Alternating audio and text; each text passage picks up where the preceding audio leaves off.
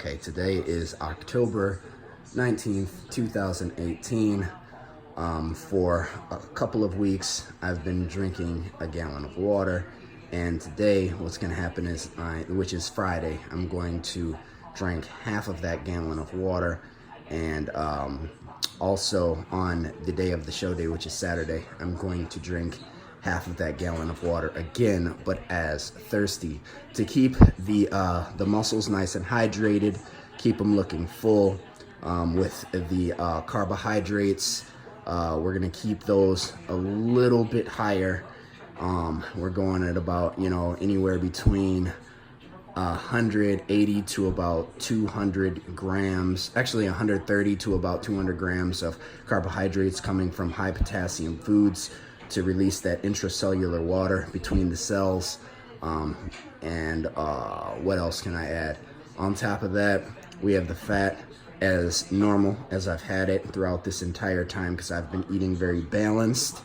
So that's going to actually come from the grass-fed animal meat that I have, which is also high in CLA, so the body can use the fat better from inside the body, so that's a good thing too. Which is also high in omega-3s. It's going to keep the muscles and the joints and the bones nice and lubricated, so I can move well and very fluidly on stage, so I don't look blocky in terms of my movement, or I should say I don't look like a robot in terms of my movement, but more like a dancer, so I can kind of flow into each pose.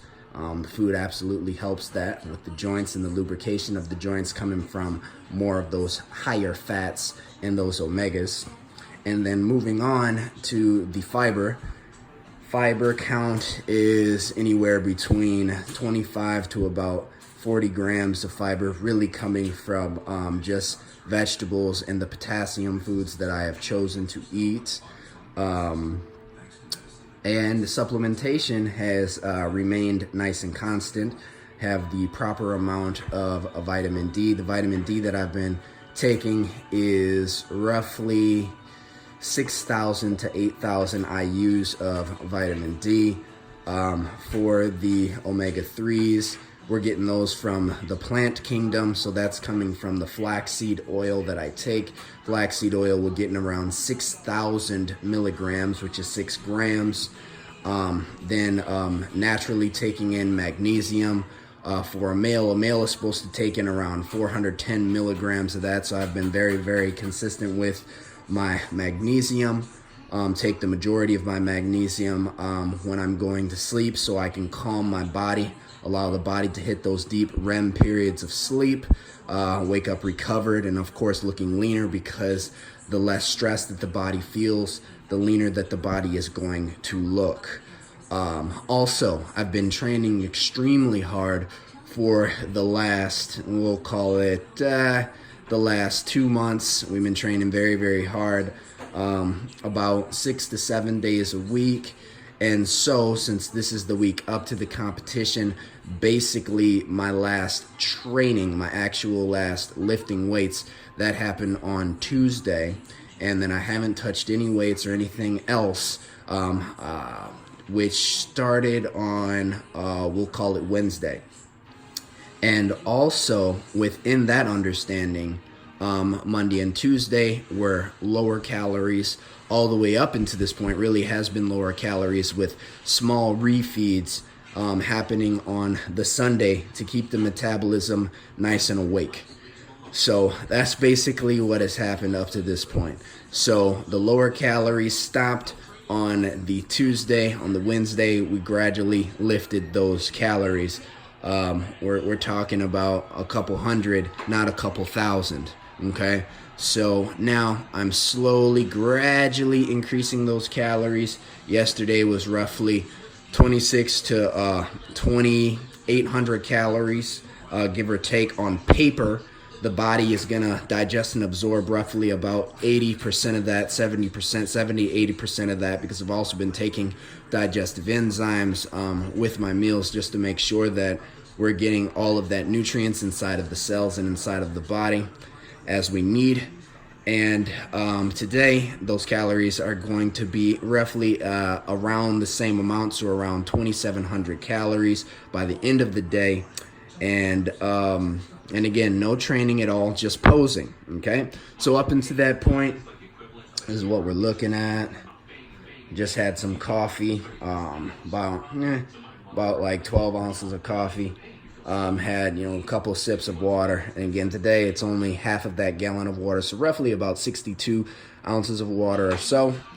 And this is what we got so far.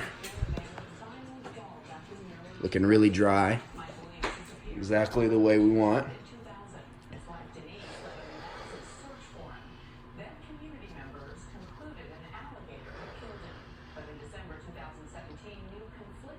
Really happy with the outcome. Really happy with the outcome. And this is the left side here.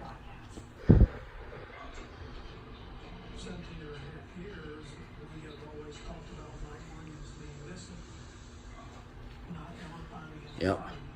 Really liking what I'm seeing here.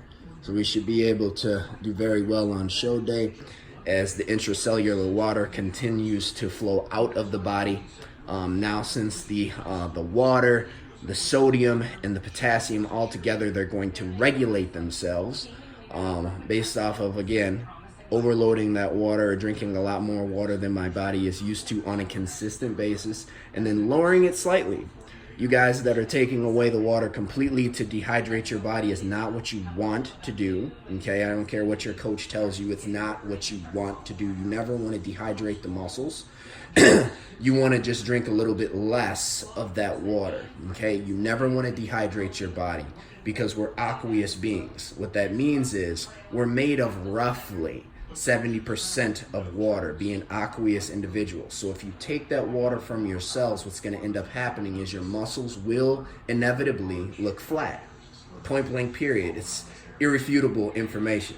So if you flatten out, no matter how hard you squeeze, no matter how hard you flex, and no matter how hard you pose, all of that hard work that you've done is not going to show on stage, okay? So make sure that you just take in less of that water. What I recommend, and also what Arnold Schwarzenegger recommends, is taking in half of the amount of water that you have been taking in basically on the Friday and the Saturday, right? And we know that Saturday is always the show, Friday is the day before the show. So by the nighttime, you should be rather good in terms of the leanness. You're about as lean as you're basically going to look, and in the morning of the show, you just make sure you keep the muscles looking nice and full. So hopefully that helps some people really think, kind of further deliberate about what you're doing, and just kind of give you some ideas. This really has been for me because it's going to be data for me that I'm going to use from shows to come. Videos about 8 minutes. And again, we're looking good. We're feeling good. I feel incredibly strong. A lot of you individuals, you're feeling weak right now, and that's because you've done low calorie too long. It's actually a mistake for you to do low calories on the week of the show. You should actually slowly start increasing your calories from what you have been doing, and you should not be training hard anymore. All you should be doing is flexing and posing to keep the glycogen inside of the muscle and to not deplete the glycogen. We need glycogen, guys, in order to fill up the muscles, okay? Your muscles will look weak and they will look puny no matter how hard you flex on stage if you do not have glycogen in those muscles. Carbohydrates are not your enemy. If you have not lost enough body fat up to this point, basically, you just need to be satisfied with what you got. Because if you're just going to further deplete food at this point, you're just going to, again, look weak, scrawny, and you're not going to see the definition between your muscles. You're not going to see the vascularity show up because all of that is due to the proper water intake, the proper potassium intake, and the proper sodium intake, okay? So, last little tip I'm going to leave you with here, and then I'm going to get the heck off of this camera, is the sodium. Sodium is not the devil, okay? If you are eating processed food, you've already screwed yourself, all right? Because at that point, you should not be adding any salt to your food. But if you're just eating normal, healthy food, it is more than okay. for you to lightly salt your meals. To taste. Because sodium, we roughly need about 1,500 milligrams of that, okay, which is not a whole ton, but it's also not a little amount either, okay? If you're eating processed foods, you should only have one processed meal in your entire day. Everything else should be covering that processed meal with a lot of healthy, hear me guys, healthy whole food. Fat, right, coming from mono, poly, and saturated fat, a very good balance. We're looking for a 1-to-1 ratio, which means if you're eating meat, if you're a meat eater, so you're a carnivore, that means that the extra fats should be coming from poly and monounsaturated fats because they're unsaturated. To balance out the saturated fat from the meat, you absolutely must have poly and monounsaturated fats. And you can get that from nuts, seeds, avocados, and of course, oils. The oils that you're looking for is you're looking for extra virgin, cold pressed, unfiltered olive oil. You're also looking for coconut oil, which has some medium chain triglycerides in there. It's easy to use those forms of fat in the body. They turn into energy rather quickly. And then on top of that, you can have some avocado oil, which is another really, really good fat. And then some macadamia nut oil. All of those oils are really good. You do not cook with olive oil. That will denature its nutrients. You only spread with olive oil. You can cook with the avocado oil, and you can cook with the macadamia nut oil. You can cook with those oils, and you can also cook with coconut oil. All of them have high heating points, or what we would call high smoking points. Okay, so that's the fats that you'd want to do there. For the proteins, you want to be make sure that you're taking in grass-fed meat if it's red meat. You do not want to take any grain-fed animals into your body because you're just going to raise up the inflammation in your body. What that's going to do is it's probably going to bloat your stomach, and it's also going to give you light little inflammation in your joints. Okay, so you're feeling little joint pains and things like that. Your omega-3s are out of balance with your omega-6 and your 9s primarily.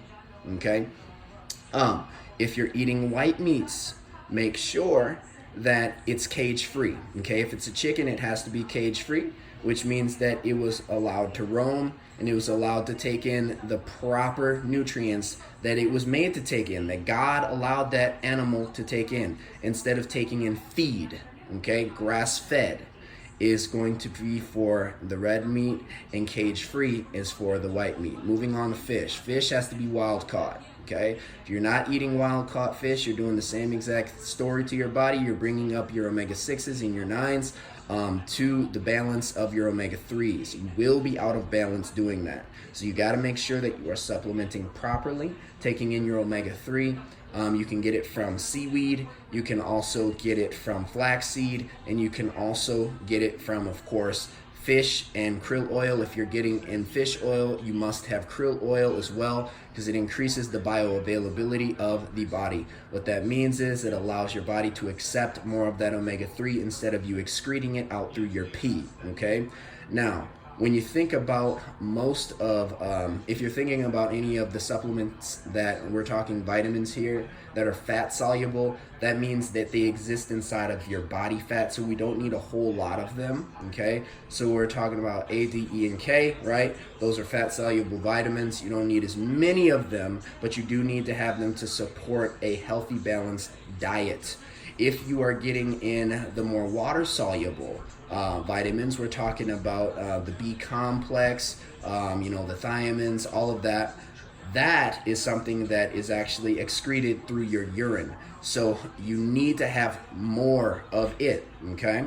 If you need more help on these things, I'm just kind of giving you some generals. If you need more help on these things, my name is Coach Jay, body transformation specialist. I have mastered these tools.